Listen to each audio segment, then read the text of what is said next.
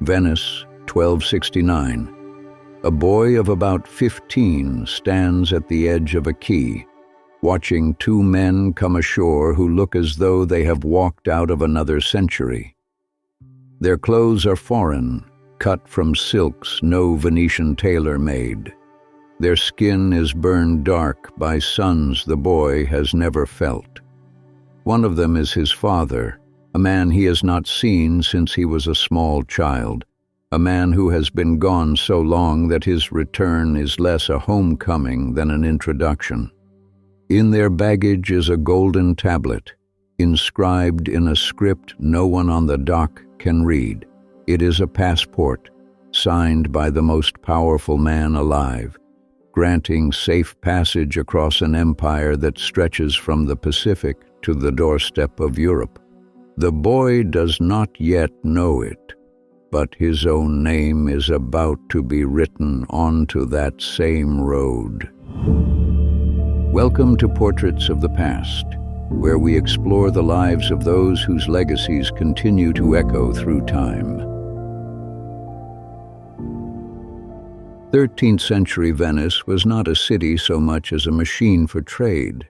Built on a lagoon that offered no farmland and no natural resources, it had turned necessity into empire, sending galleys east to Constantinople, the Black Sea, and the ports of the Levant, and returning them laden with silk, spices, and the profits that would eventually build the great palaces along the Grand Canal. Venetian merchants moved fluently between Christian and Islamic worlds, fluent in the languages of commerce, if not always the languages of faith. Further east, a still greater transformation was underway. The Mongol conquests of the preceding decades had, for all their brutality, welded much of Eurasia into a single connected system, from the Black Sea to the Yellow Sea under Mongol law and Mongol protection. For the first time in centuries, a merchant with the right documents could, in principle, travel from the Mediterranean to the court of the great Khan in China without leaving territory under Mongol control.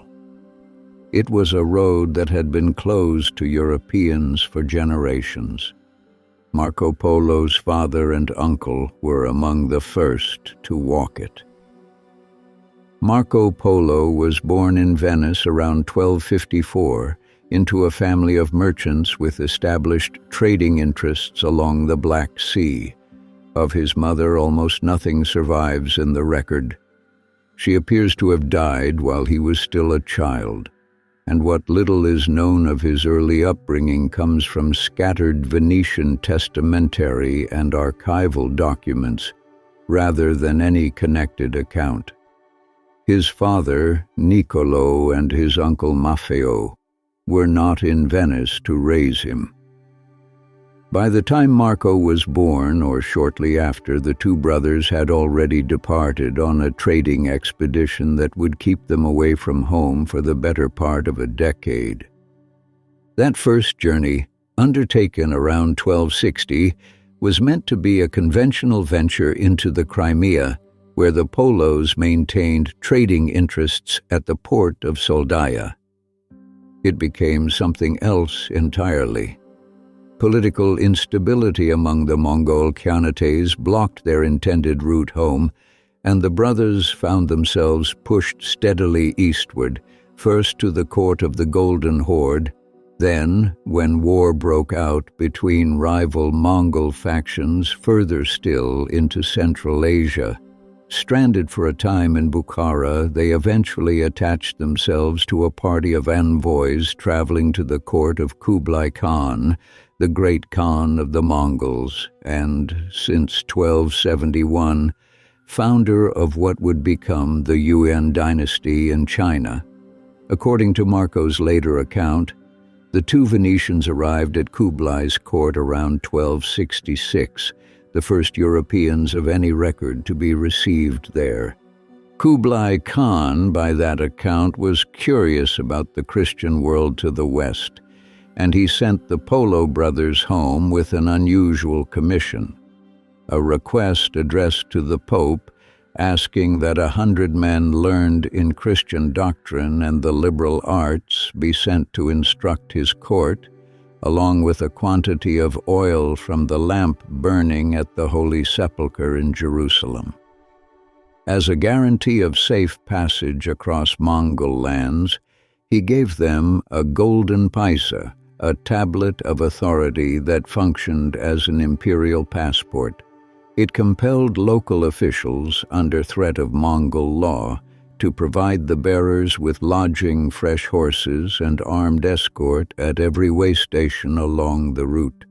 Part of a relay network the Mongols called the Yam, a chain of postal stations spaced roughly a day's ride apart that could move riders and occasionally travelers bearing the right token across distances that would otherwise have taken a lifetime to cross safely. The brothers reached Venice again in 1269, 9 years after they had left.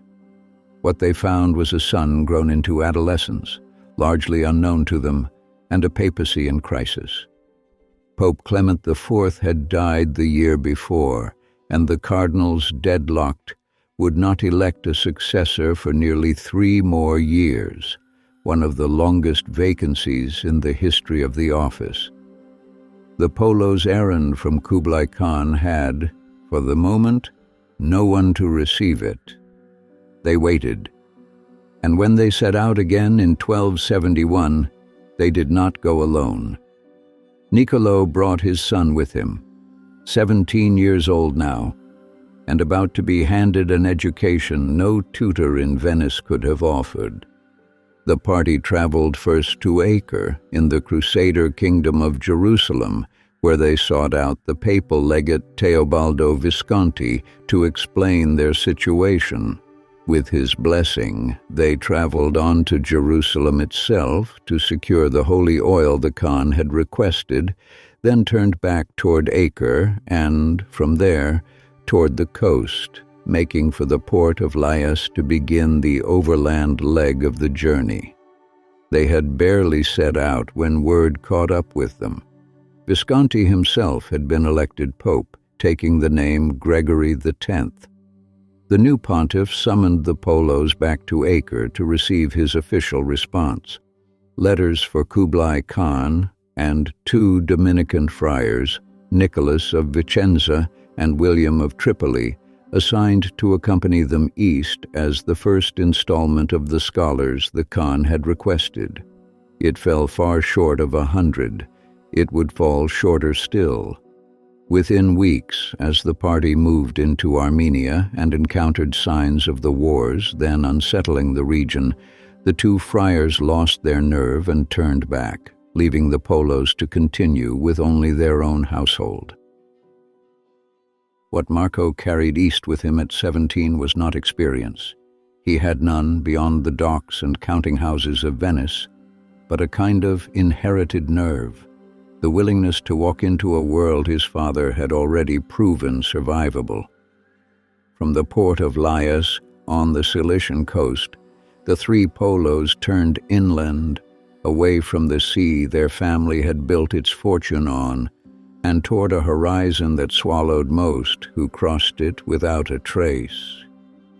Venice would not see any of them again for 24 years. Almost everything known about this earliest chapter of Marco Polo's life derives from a single highly mediated source, the account later known as Il Milione, or The Description of the World, dictated by Marco decades afterward while a prisoner of war in Genoa, to a professional writer of romances named Rustichello da Pisa. Because there is no independent Venetian or Mongol record confirming the details of the first Polo expedition, the meeting with Kublai Khan, or the wording of his request to the papacy, these events come to us entirely filtered through Marco's memory, Rustichello's pen, and the literary conventions of a genre built to entertain as much as inform. Some elements corroborate well against outside evidence. The nearly 3-year papal vacancy following Clement IV's death in 1268 and the election of Teobaldo Visconti as Gregory X in 1271 are independently documented facts of church history, and they align with the timeline Marco's account describes. The broader picture of Mongol-controlled trade routes and the use of paisa tablets as diplomatic passports is also well attested in Mongol administrative practice generally, lending plausibility to the specifics of the Polo's account. Other elements remain unverifiable rather than false. The precise circumstances of Marco's mother's death and childhood, the exact date of the first Polo departure, and the details of the audience with Kublai Khan all rest on Marco's testimony alone. A persistent modern tradition claiming Marco was born on the island of Korčula in present-day Croatia has no basis in any contemporary source and should be treated as later legend rather than established fact. The historical consensus places his birth in Venice. One of history's most famous journeys survives only because a merchant, imprisoned and likely bored, once happened to share a cell with a writer. Without that accident, the name Marco Polo might mean nothing at all. Every detail of his childhood, his father's absence, and the moment he first heard of the great Khan comes to us shaped by a storyteller's hand, decades after the fact, from a man with every reason, commercial, personal, and literary, to make his life sound larger than it was. Whether that makes the account less true or simply true in a different way is a question the next 4 episodes will keep returning to. Every portrait has more behind it.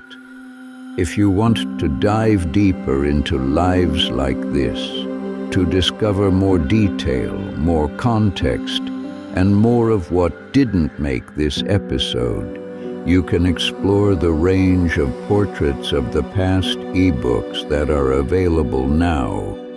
Link in the description and bio. The paint is dry on this chapter, but the archives are vast. Subscribe and return to portraits of the past. The next exhibit awaits.